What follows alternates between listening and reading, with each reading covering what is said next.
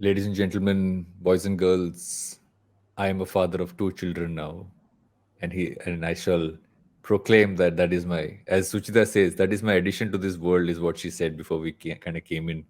But I am a happy father of two as of this episode. Oh my God, congratulations. It's been interesting. It's been interesting. I pulled a fast one Yeah. on everybody again.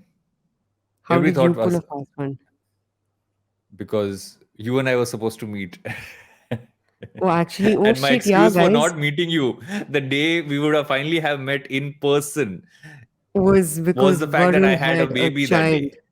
Oh my God. Which is, I mean, to be fair, it's a very legit excuse, dude. Like, Yes, I yes. would, But it's yeah, not an excuse you hear often enough. So oh yeah, that's true. Hey man, can't meet you today because a child just dropped from heaven. exactly. Yeah. No, but are you excited? Are you happy? Are you Yeah, like, it's been amazing. It's actually so I think the second time it's a lot more chill because you've done hmm, this before. You also have like Leia's now 5, so we've been doing this now for a bit. So it's a lot more relaxed this time in terms of we know what to do. We're not too not too stressed about it. So it's been this great, is and me pretending to be interested in you he's talking a about chill your dude. children? He's a chill dude.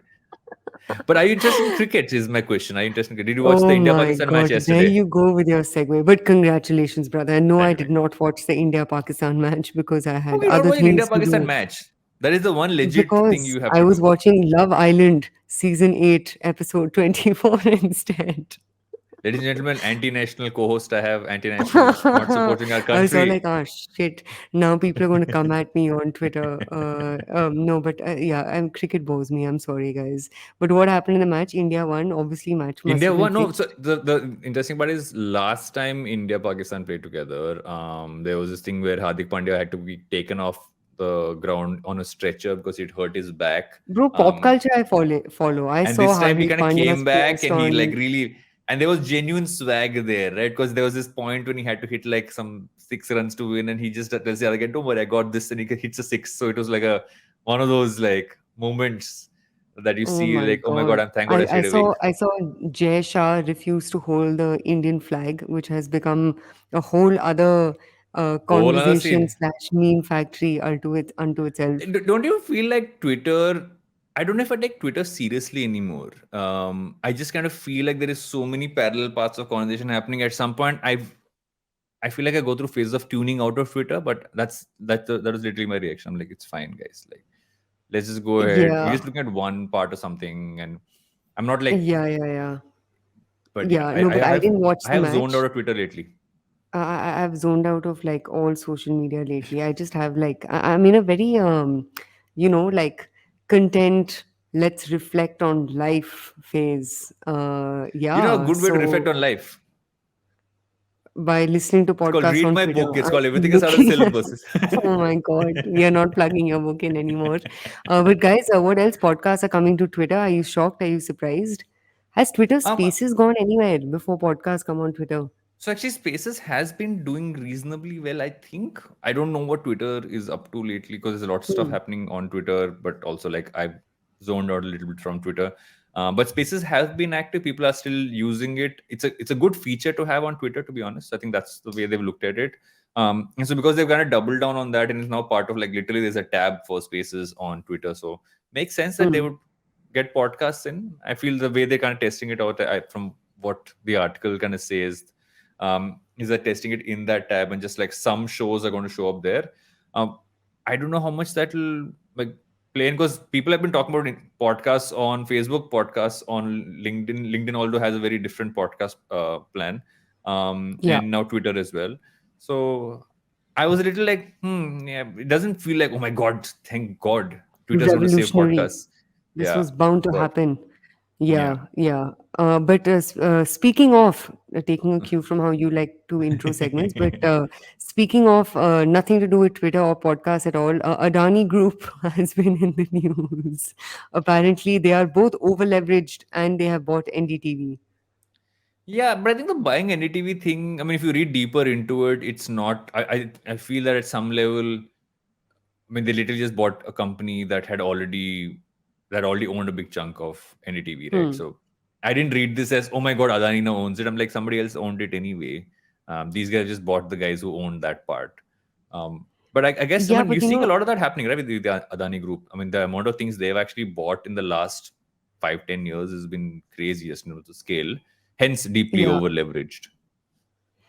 Yeah, but I mean, I think the one thing that the one feeling that I felt for sure, keeping the technicalities of it aside, because I also only read the headline and then obviously other pieces of news became much more apparent and evident Mm. that something like this was bound to happen. But keeping all that aside, I think it just hits you somewhere, right? Like that Yeah, there is literally, genuinely no independent media as such, and not to say that media has ever been independent. I think this yeah. assumption that just because you're paying subscription, the news is as independent as it comes is not true, because Mm. and I think that's a problem with news as well, right? But maybe Yeah. that's another conversation for another day. But yeah, Yes. deeply upsetting to know that my one source of news has also gone under the general overview of the two people who basically run this country.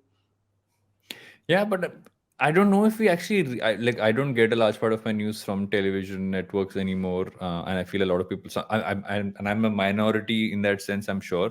Yeah. But I think television news has gone in this direction for a while now, and NTV anyway had kind of become a shadow of it, of the way it was even like Hmm. 15 odd years ago. So Hmm. yes, in brighter news, have you read about the airports and their mind blowing revenue? Um, No, and I how have much. not, but I am not surprised. So, I mean, there was this article out there. It doesn't surprise anyone. Simple fact is, AirPods by itself has so much like revenue that it kind of astounds anybody to see that. Okay, this is how much it has grown. It's literally the Hmm. total revenue of Twitter, Spotify, Shopify, and Snapchat all put together. Revenue for 2018, 2019. But what a But stupid comparison. Like, so I when I think saw, people so who the write tweets like this need to be like banned from Twitter.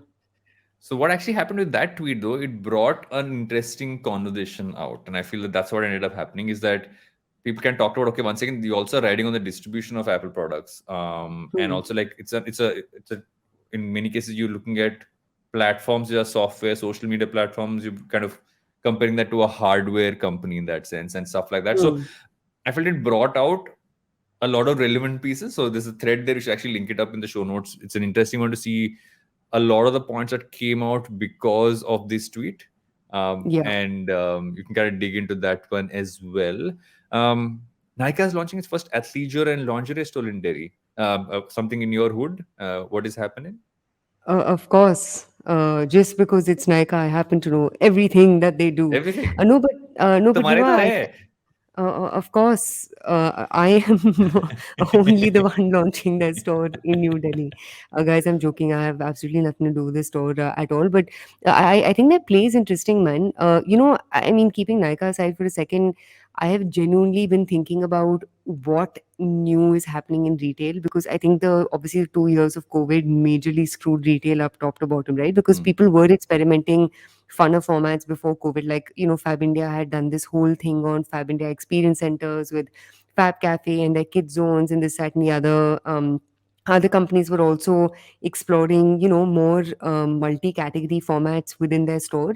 I'm finally taking a holiday, hopefully on Thursday, where I'm going to the US. And like the number one thing on my agenda is to see if there are any more innovations in retail. So mm, keeping these two things aside, I think the general interesting play that seems to be happening in retail now is, it's not like Nykaa has launched a overall fashion store where lingerie and athleisure is a subsegment within the store. It's almost like they're yeah, taking large niches, and I know we have a story coming up on XYXX later, but yeah. they're taking these large subcategories and are building retail experiences around that. But generally, I am very keen on seeing what's happening in the world of retail. Yes, actually, it has been like a major, like lots of stuff happening kind of week this week. I know a few more pieces here, but what are we discussing this week? I thought we'll jump straight to that. We are discussing number one, mergers and Chaddays, Chaddays. acquisitions. Oh, sorry. Oh, mergers and Yes. acquisitions. So we'll start with mergers and acquisitions, then we'll get into chuddies, then we'll get back into mergers and acquisitions with the latest merger slash semi acquisition of Third Eye Distillery and Swami. And what the two stories that you picked out? I picked out the Swami story. You took my chuddy story, which is XYXX. No, You're gonna bhai. talk Also, about. this long attention spans for long Yes, videos. correct. The Google I story. blame I blame becoming new father again. But yes, so Google had an interesting study about how long attention spans are there for longer videos, and how that's kind of tracking in terms of how content is being consumed. So we'll dip into Hmm. that as well.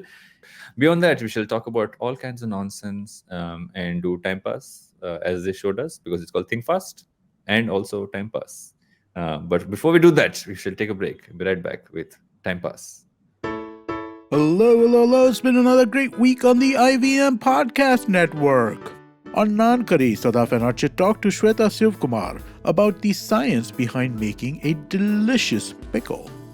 On the Habit Coach, Ashton shares how to handle an intermittent fasting habit. On This Round is on Me, Gauri is joined by Dr. Marcus Rani, founder and CEO of Human Edge Enterprises. They explain what is biohacking and what are the 5 pillars that make biohacking. On Don Baika Gappa Aika, Avanti and Aparna discuss how the food culture around us has changed and the role food apps play in it. And on Postcards from Nowhere, Utsav takes us on a journey to the untraveled parts of Ireland. Hey everybody, as you know, we've been beating the horse for merchandise, and you should go and get it now before we refresh our collections. And what's there right now won't be available forever, so go get it now. You can go to ivmpodcast.com, go click on the store link, and you'll be able to find the store, or go to beyondfollow.com/IVM, and you can go directly over there and pick up the merchandise. Also, remember, if you're following this show or any of our other shows for that matter, please do tell a friend. Social media helps, but not as much of word of mouth. But if you're a social media fellow, then go to our IVM podcast handle on Twitter, Facebook, Instagram, and LinkedIn and follow us there. Also, please do remember to check out all of our different YouTube channels. We have a ton of them now. You can go to ivmpodcast.com/YouTube, where we maintain a list of all of these channels. And finally, we'd like to thank our sponsors for this week: TransUnion Civil, Boat Lifestyle, Checkpoint Software, Small Case, and Intel vPro. Thank you so much for making this possible. Welcome back to Time Pass, or as we call it, Think Fast. Suchita, you wanted to talk about mergers and acquisitions. Because you have just been through one, and I Yeah. had a long process of being in one as well. But although mine's a little, I wouldn't say dated, but it's been about 5 years now. Yeah. But what did you want to talk about it? What did you? Oh What my did you do? God, so much, and let me sort of, double tap on one big um conversation that I think needs to be had. Like, I feel like there's like two types of people, there's two types of conversations around M&A, right? One conversation Hmm. is, oh my God, wow, amazing, wow, wow, wow.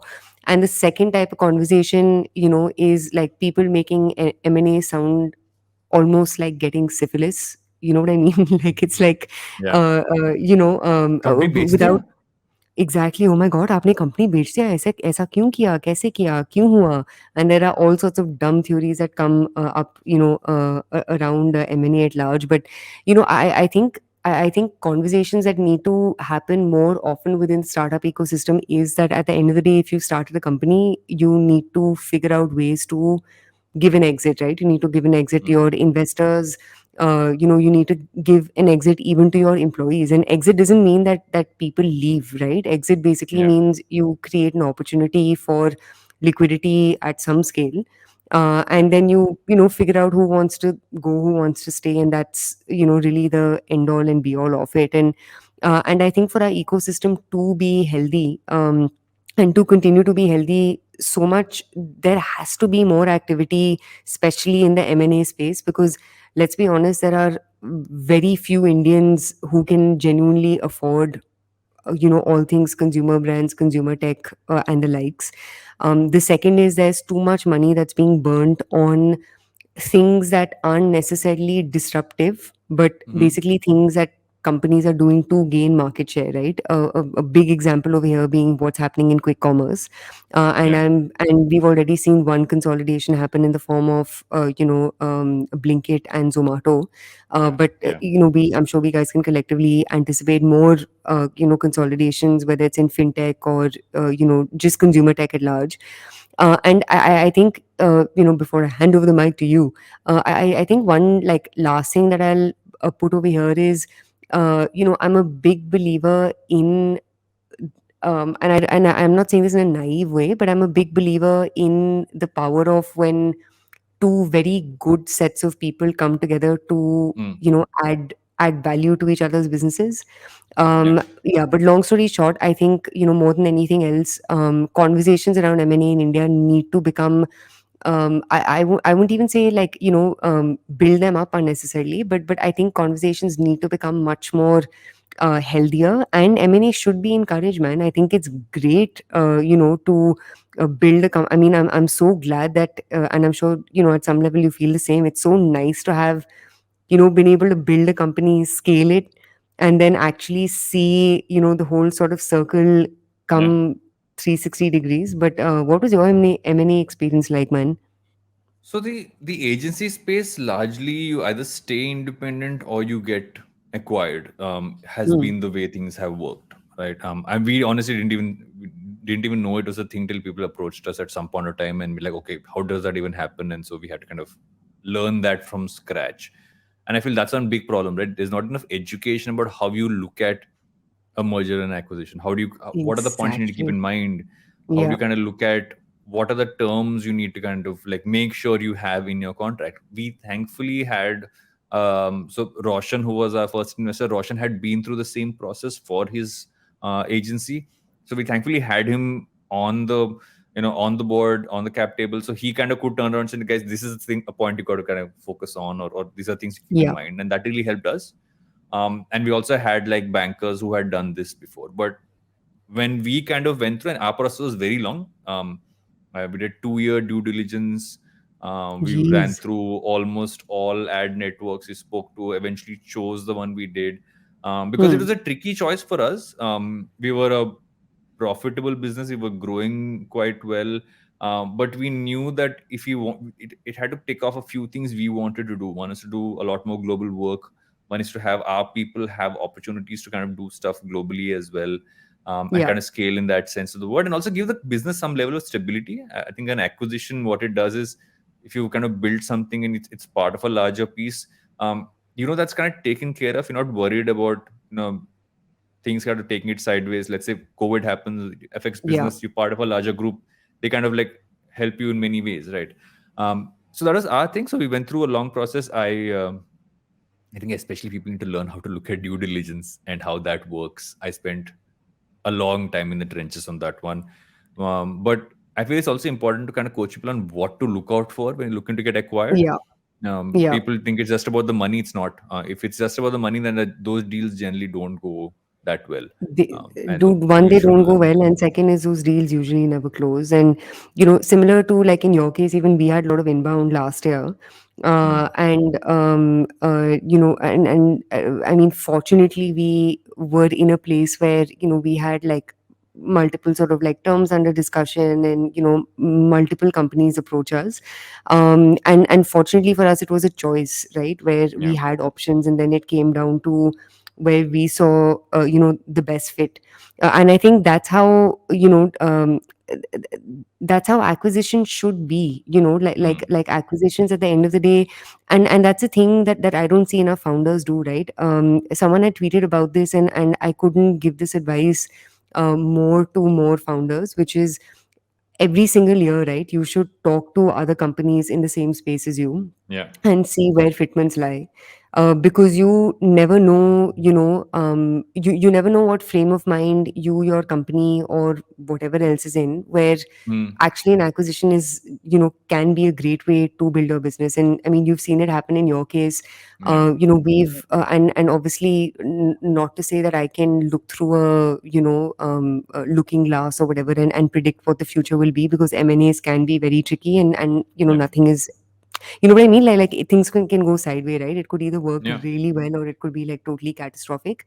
But you know, even my experience with Nykaa so far, touch wood, thu, has been, one where both companies are looking at the conversation through, okay, what can we do to really grow and build each other up, Yeah. versus, you know what I mean, versus versus where it's like a shark eats fish, kind of situation, or scenario. And along with you, dude, a lot of my other friends who've gone through the M&E process, most obviously there are some cases where people have been, pushed into a corner and haven't had options. But I think for people who have had options, generally I've seen founders be fairly happy about at least landing their ship Yeah. safely, and like you said, focusing on things that give them more joy. I've actually spoken to a lot of founders from the ad space. So whenever someone's even considering it, I know they kind of reach out and they kind of want to have a chat. And I feel the big question mark are two things, right? One is everyone say, okay, should I just choose whoever gives me the most money? And my answer is always no, Hmm. because while you want to give shareholders the best value, and you should, I think that eventually adds up, it becomes the best value as the process kind of goes on. But you got Hmm. to look at if is it a culture fit in that sense? Are your people going to be happy? Because in our case, we're people-driven business, right? We're not proprietary tech or platform or anything like that. Hmm. Are you also? Is it how is it going to help the business kind of grow? Are you going to get fully integrated? Are you going to be allowed to operate independently? You got to have a list of those questions down, and really kind of work with that, work with the people there, also kind of chart out how it's going to work, and be Yeah. prepared for a lot of things to change in the first year, in the first, I Hmm. mean, maybe in the second year as well. Because, I mean, for us, I remember that a lot of stuff operationally, and that stuff you wanted solidity in operations and finance and legal and everything else. But that just makes a lot of the other stuff slower because you're being, more structured in the way it works and not freewheely. While we had already like reduced the freewheelie by then. uh, Hmm. so I feel that takes some getting used to, and you will feel that, oh my god, I've done this now, have we changed? Yeah. But I feel that you give it that first year or so and you see that things kind of blend in, things kind of start working well, Yeah. and so that's the cycle which I know I went through, right? Because 2018 is when we got acquired, and we've just about like sometime recently started like vested all our equity, and Hmm. it no longer a shareholder in the business. Yeah. But what we have kind of seen is the business has bloomed and people have kind of grown and it's become a strong part of the network. I think when you see that, you feels validated that you did took the right call.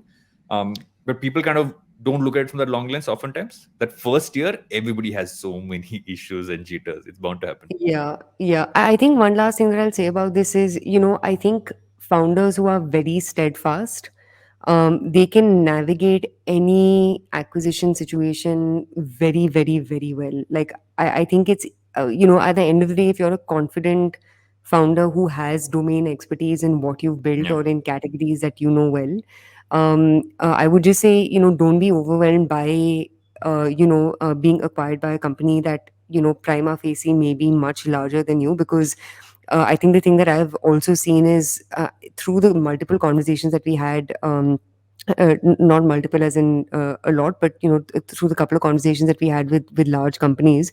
But I think even companies today are like hungry for, talent that knows how to work and knows how to Yeah. get things done.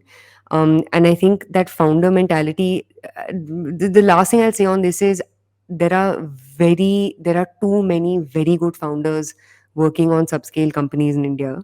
I think if Yeah. more founders, who are working on subscale companies, spent that time, effort, and energy in just, working off of opportunities that they could be given if they were under a larger umbrella, it would, it, it would do good for category building and the ecosystem at large. Sorry, I'm a little sleepy today, so I sound incoherent, No, but you guys I get just the want gist. to just adding one piece to this is that I feel there's an opportunity because there's so many mergers and acquisitions that happen but not aren't spoken Hmm. about enough. People don't even know how to go about it. I think there's an opportunity there in the market, right?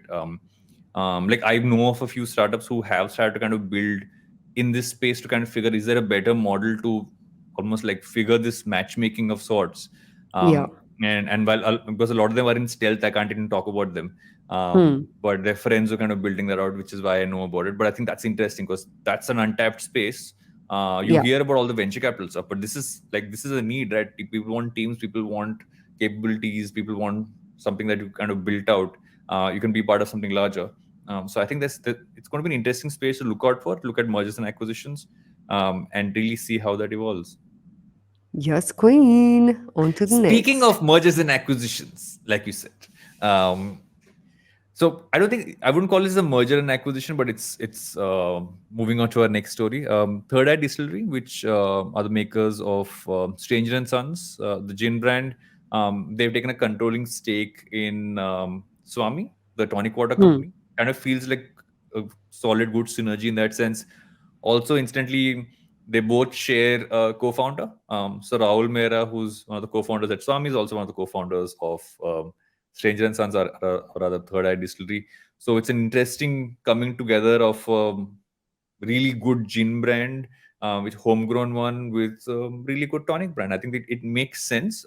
Full disclosure, I'm an early investor in Swami, so um, I want to kind of put that out there, saying I'm putting it nicely. Okay, great. What does that disclosure have to do with anything, Varun? I just want to tell people, it's important, right? I'm disclosing if I'm involved in any story in any small way, I will disclose it Yes. because I Okay. am that kind of person. Got it. Understood. But No, what do but you think I about think this this? is great. I think it's absolutely excellent because, related and unrelated to the conversation that we had before. But for example, like if you look at the glitch, right? You guys were Hmm. acquired by WPP. Yeah, One of the biggest reasons I'm assuming, the largest ad agencies would want you guys is because you understood digital and content for digital better yeah, than your traditional ad guys, right? So, yeah, yeah, and I think this is what makes this Milan of and not to say that Swami or Stranger and Sons are anywhere at the general scale of WPP or even perhaps where you guys were when you guys got acquired. But the point that I'm getting to is a lot of these categories are built through ecosystem build outs. hmm, In fact, if anyone wants to win in consumer anything today, you have to think ecosystem, right? yeah, You saw that with Diageo's investment in Now Spirits, which is a holding company of Greater Than and Hapusa.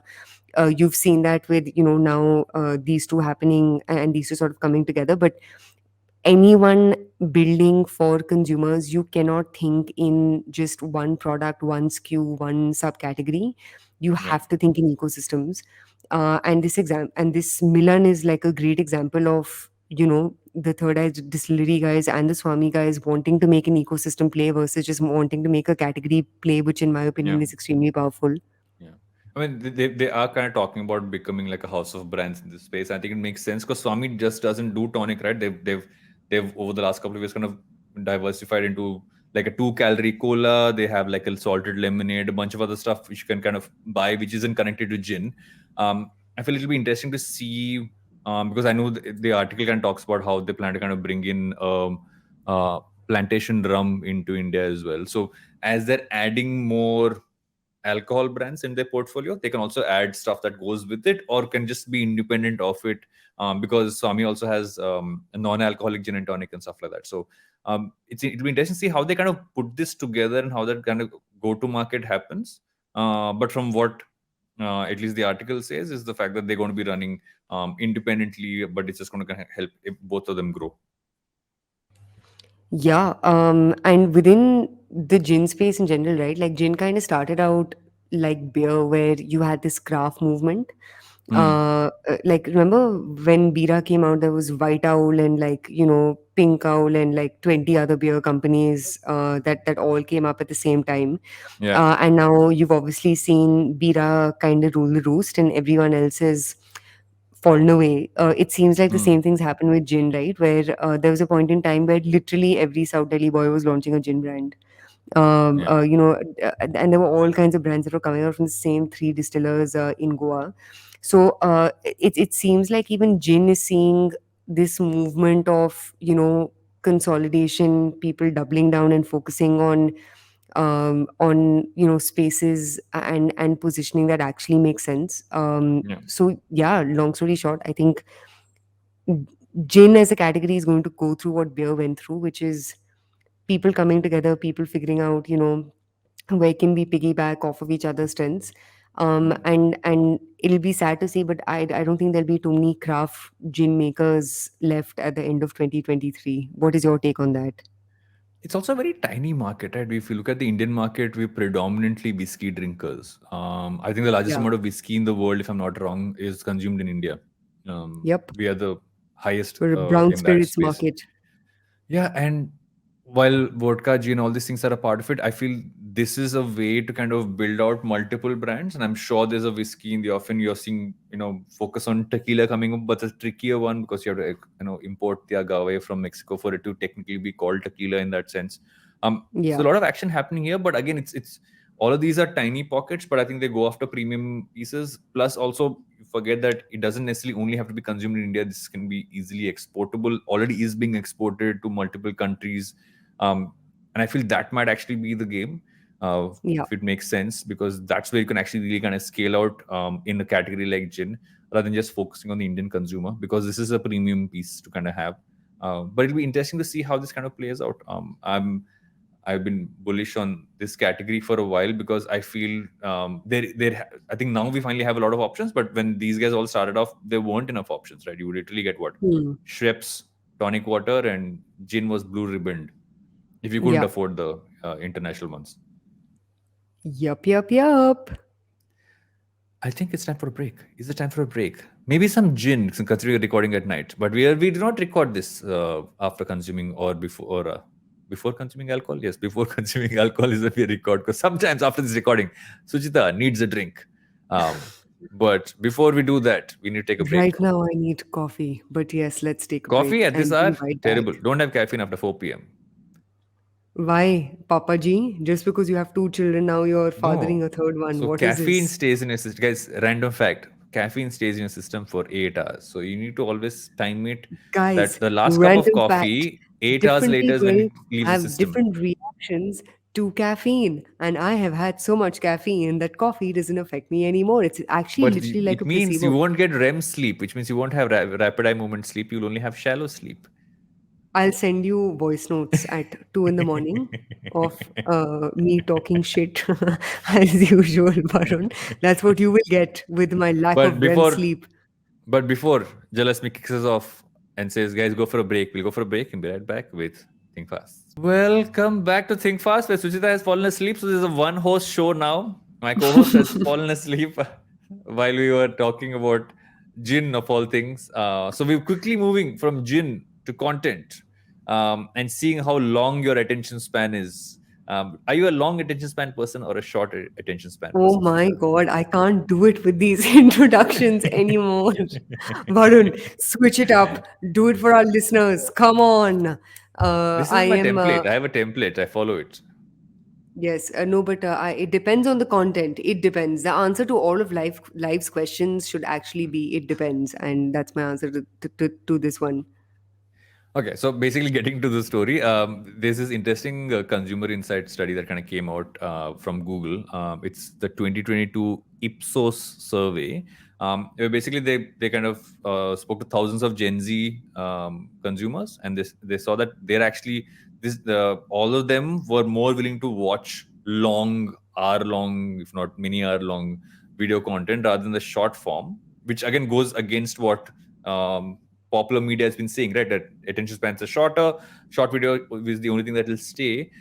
This kind of goes in the opposite direction when you kind of look at it, and it talks about some specific segments in content itself, which are really driving that out there.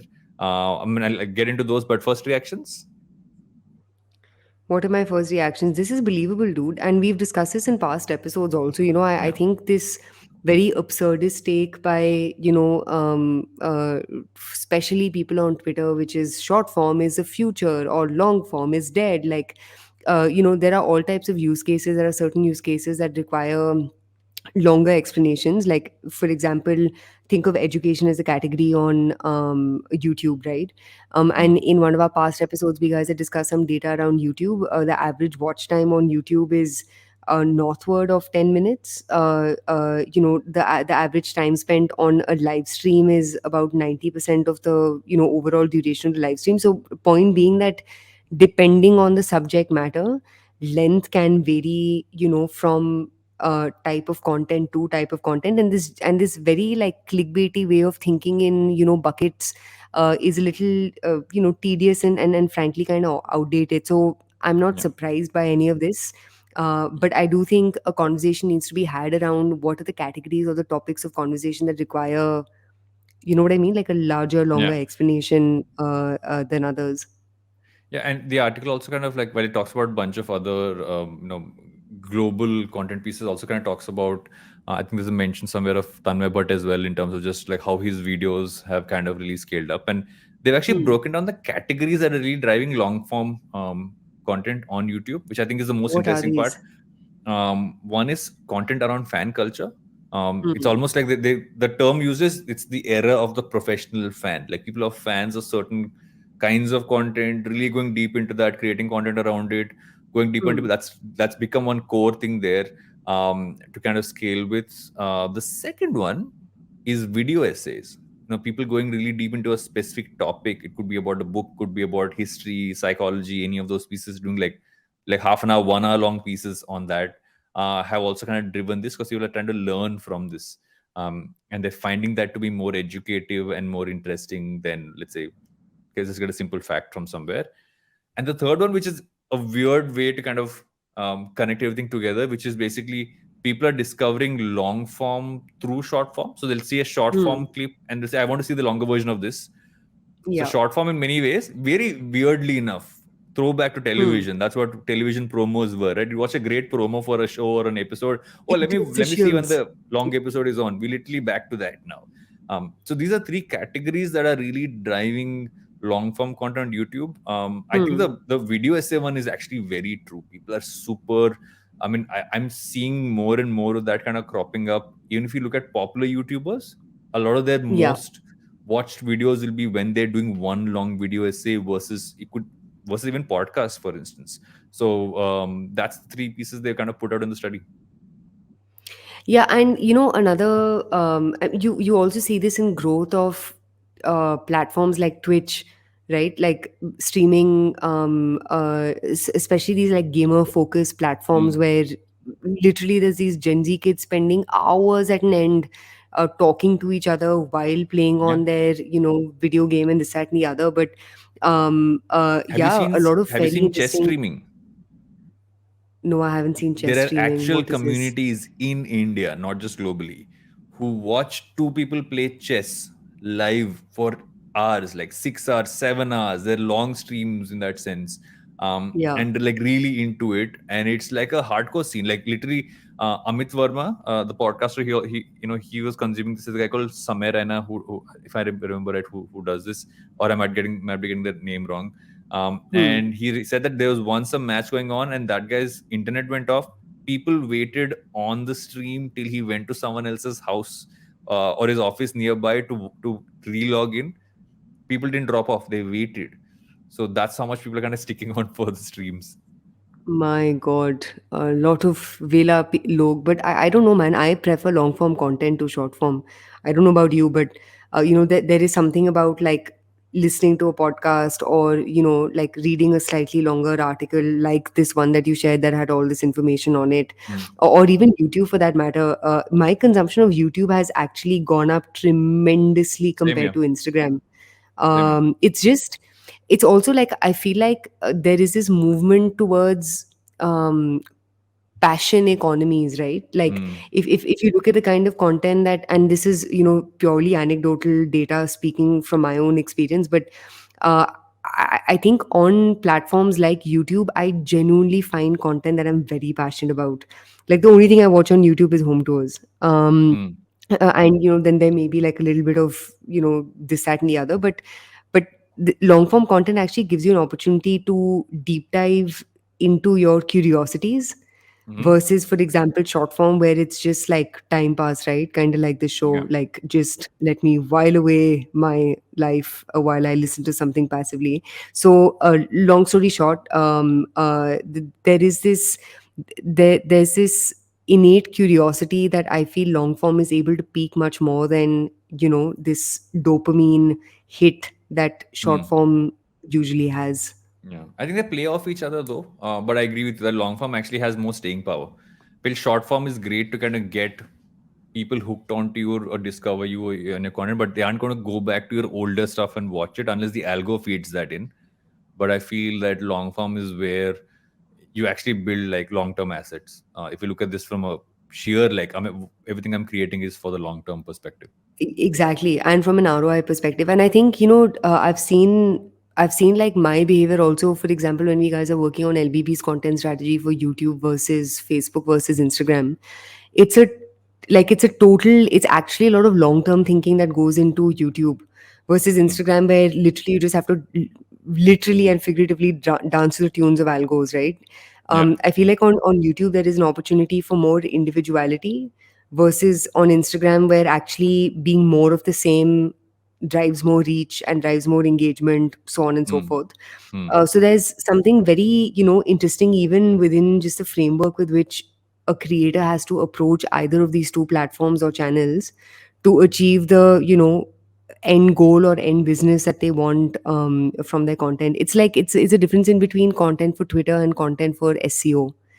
Yeah. SEO just gives you more juice over a period of time. And if you have your SEO strategy down to the T, you can, literally be having millions of sessions in a month without losing too much sleep over. Let's talk about chat days. Are we talking about chat days? What do you think? Yay! Oh my God, can't wait to talk about Chaddi's Banyan. Jump in, Yeah. Varun. What is this segment about? So there's a segment we haven't spoken about, right? Just the underwear segment always felt like it was hidden from view. No pun Hmm. on the hidden from view in that sense the word. But I like how you don't react to these stupid ones anymore. You're like, fuck this Yeah, shit. I have not been paying attention for the past 35 minutes. But yes, what was your pun again? Tell My me, pun was remind that me. the underwear segment has been hidden from view, figuratively and actually in that sense I of the word. can, guys. I can. This is why I fall asleep during some shows. But yeah, okay. So So, jokes so aside, tell basically, the me. reason why we're talking about it is XYXX, the menswear brand that kind of focuses Hmm. on the underwear segment. They've raised another round as well. They've raised $11 million. They're going to expand to the offline space, kind of open stores up and stuff like that. But it's been interesting to see this segment kind of bring in a lot more players, and XYX is one of the first ones who spotted this kind of groove in it. Because we always had like, I think on the male side especially, there haven't been as many predominant startups focusing on this. It was always like a category in, let's say, an apparel brand in that sense. But it does seem to be an interesting spot which people are kind of like getting into now. What's your Yeah. thoughts on shirts? I mean, in the US, it's like a phenomenal business where I think innerwear is one of those few categories that's actually been able to build a strong D2C play. Hmm. Because again, it's high on repeat. It's also the kind of category where customers tend to where there's a high switching cost. But if Yeah. you're used to a particular brand, you'll end up sticking to it for a considerable period of time. Unlike, for Yeah. example, fashion, where you switch in between brands based on a trend or whatever else. So I do think innerwear is one of those like last bastions of high repeat, decent AOVs and ASPs, and also high amount of customer loyalty despite a significant switching cost. Yeah. And XYXX checks all those boxes, man. Jockey in India has built such a fantastic business. I know we've spoken about it briefly in the past, but they built a great business by really figuring their positioning out around innerwear as well as general activewear. So segment totally makes sense. Not Hmm. surprised that they've picked up $11 million.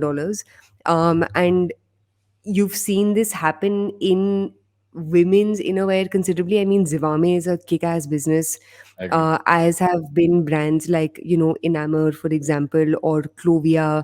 In our introduction, we briefly spoke about Nykaa launching their private label NYKD or whatever, along with obviously Athleisure as a segment. So totally makes sense, dude. Yeah, and also it's also a great way to kind of scale, right? If you look at their business, they obviously started off with innerwear, but they've gone to comfort wear and added more pieces there. So while in many cases it's been okay, let's focus on the apparel first and kind of bring innerwear in later, like a lot of the Hmm. brands have done. But these guys are kind of started off with this and kind of scaled, and you kind of get the comfort in. What I'm also noticing is a lot of fitness brands are also kind of getting into this space because and people are finally talking about chafing being a problem when people are working out, and that's like a predominant conversation globally for people who are, let's say, runners or people who go to the gym. If you look at Tego as a brand, Tego's gotten into this space. We're seeing a Yeah. lot of the other guys getting into it as well. So it'll be interesting to see how this scales out across categories. Uh, Hmm. and we finally will. I don't think we'll ever lose that visual of that VIP Frenchy man who, for some reason, had that robe on next to that car and that woman. It's etched in our minds, isn't it? Yeah, yeah. Also, what is etched in like general consumer minds is what is with this weird fucking bulge? Like, have you seen these? Dude, listeners who are under 18, you may want to tune out.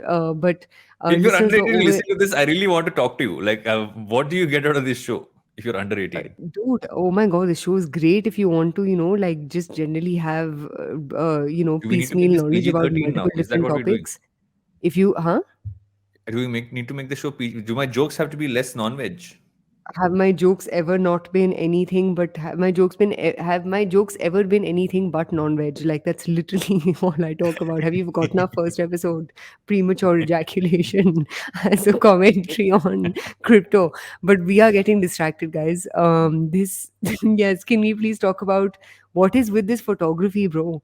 Like, why do all chuddy websites have to have this very awkward like bulge? But they can't not Have have you a bulge seen? there, na? Imagine if there's no bulge there. That will be even worse. Like, one second, I know, but this is this is study like making things shrink? Is that might be the question? Like, no, but this is so there weird. obviously has to be a You bulge. What do you mean? you They put just a sock in there. You open. know that, right? Oh my God, shut up! You're talking shit. No, one second. I work in advertising. I know, like, this is literally what you do. You put a sock in there. You basically there is actual time And spent that on how is that how bulge needs to look. Varun's child was born. There was a sock, guys. There was a sock. Yes, it's born from a sock. But no, that's actually what you do. You have to figure a way to make that. I don't know if you actually use a sock anymore. It's cheaper production, but there is a prosthetic which makes it look a certain way. Because it has to look even, right? You don't just do it on Photoshop later. So there is actual technicality behind the bulge. I like how you're laughing. This is ये सब किया है life में. I have monitored the bulge. Oh my God. Oh my God. We need the bulge to look even, guys. Add a little bit more But softer getting than back to left. XYXX, which is where this started off. So the interesting part about them is they've also been a well-run business, right? I mean, they obviously seem to have kind of grown smartly in this space.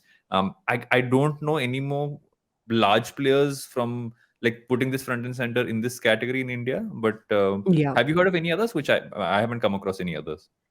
I think that's what makes innerwear an interesting subcategory, right? Where innerwear has a tendency of going down the unbranded route because Mm, you just need the product. So you have two options where think of it, innerwear is kind of like cable chargers, right? Whether you like it or not, you're going to need them at some point in time. yeah. And somehow the more you have, the better it is because you'll always lose something, or something will stop working or whatever else.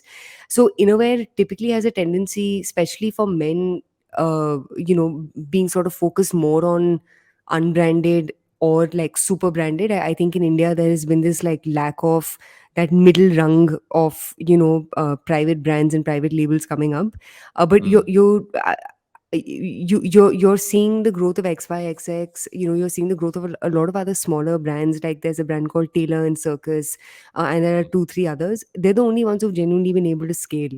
And I yeah. think that's where this proposition of like durability, better quality materials, easy washes, all of those as propositions become important to keep consumers engaged and also scale and grow. What you're positioning to consumers is.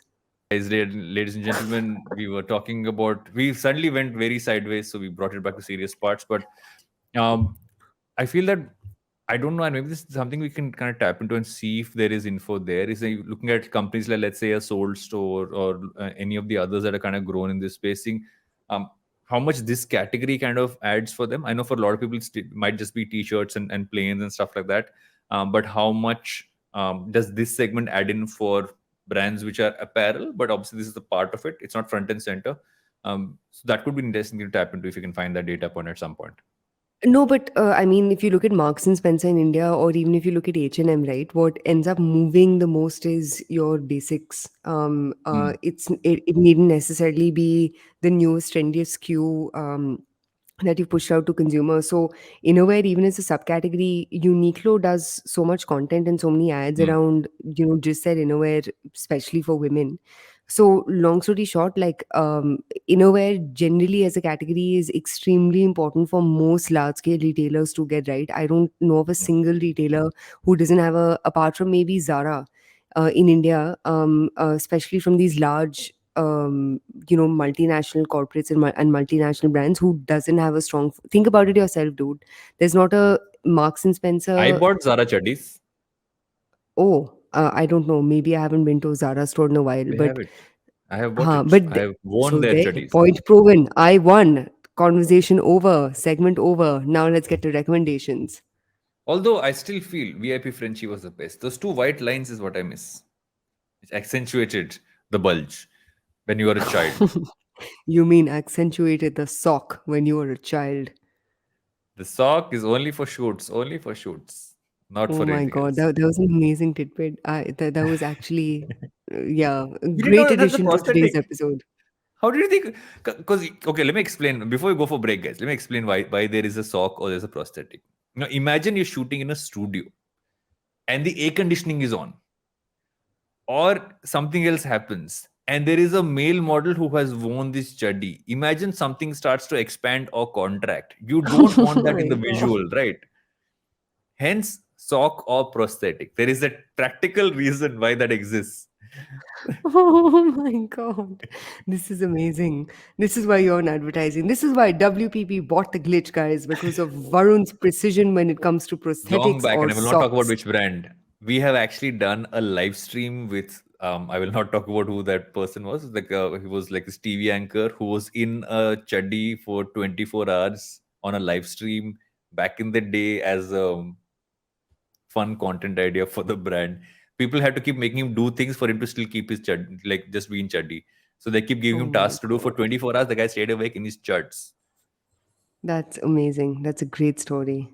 I hope that Yes. makes it to the show. On that note, on that On note, we that shall take note. it. On that note, we shall take a break and come back with recommendations. Not about bulges, just recommendations. Welcome back to Think Fast, or as we like to call it, Think Something, or have coffee before you think it. Sujita, what's your recommendation? Guys, Why I am I just want to talking like this? apologize for my performance on today's episode because I have been just so exhausted and tired.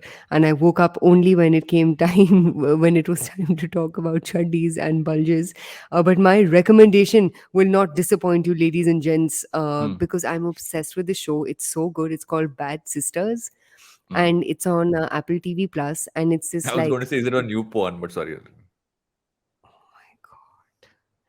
I can't do this, guys. This is why I fall asleep on shows because Varun's mind goes to all of these very shady places. But it's blocked But in in any India. case, Nobody watches you porn in India. What are you talking about? Acha, no, but Bad Sisters is a great show, guys. It has nothing to do with porn or whatever causes Varun's bulge or lack thereof, given his child was born thanks to a sock. But it's a really nice like revenge. And this is how babies are born. With socks um, and bad sisters.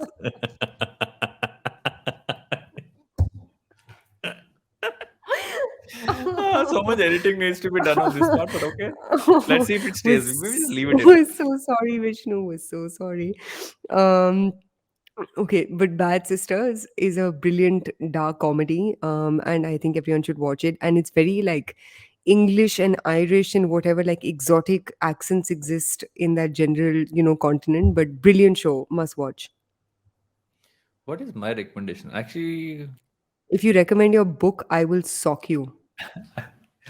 I'm not recommending it. I'm just Seriously. pointing at it in the Guys, background if just you're do watching on not video. buy Varun's book because we are all sick and tired of listening to this goddamn book, which has been in bookstores for the No, no, past I'll 3 give months. I'll give an actual recommendation beyond the book. Although my book is a great recommendation if you are considering it. But what have I seen recently which I thought was super interesting in that sense? Give me a second. Uh,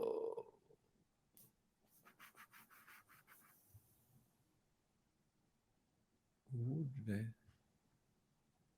I'm like drawing a blank, but I'm still thinking. Oh yes, guys, I have a great recommendation.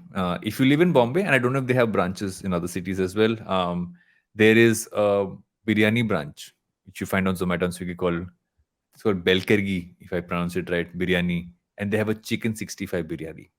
If you have not tasted a chicken 65 biryani, you have not tasted the best thing you could ever get to eat. So make sure you have a chicken 65 biryani from Belkargi Biryani. I have no affiliate money coming in from them, but it is Lies. amazing. I Arun, was just told such goal. my There's an lovely friend affiliate Rohit Raj, link. if he's listening to this podcast, to order a chicken 65 along with a chicken 65 biryani. So ended up with so much chicken 65 that at some point it became more than 65.